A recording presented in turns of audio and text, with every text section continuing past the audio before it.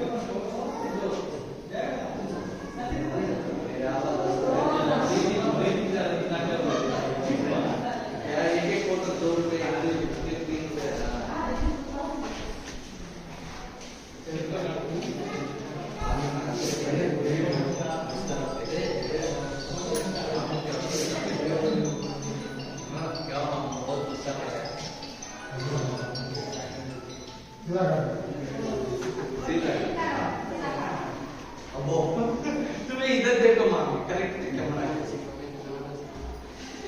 इधर पड़ता है मिला पाप के फोटो तो लेते हैं हाथ ऊपर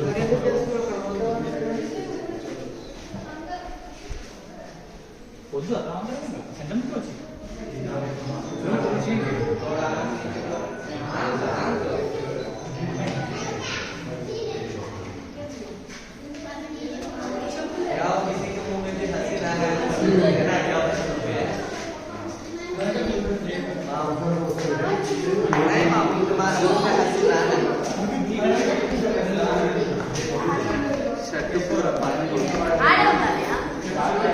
सुदेशला छोटे बच्चे क्या देखिए यहाँ पानी नीचे बैठे बच्चों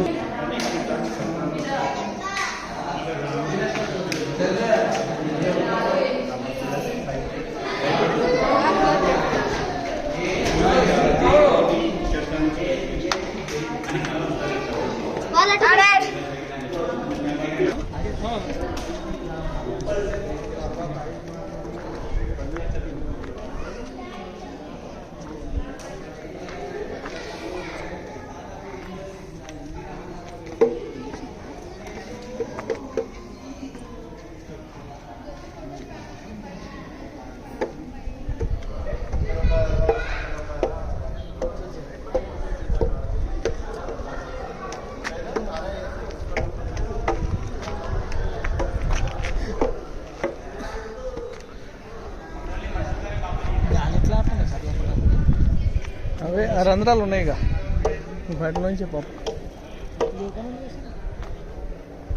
దీనిలో నుంచి ఓన్లీ బయట సెక్యూరిటీ ఉన్నాడు. ఓన్లీ బాత్రూమ్కి అయితే రావాలి, బయటకి వెళ్తే వాష్రూమ్కి రావడానికి ఆ త్వరలోంచి.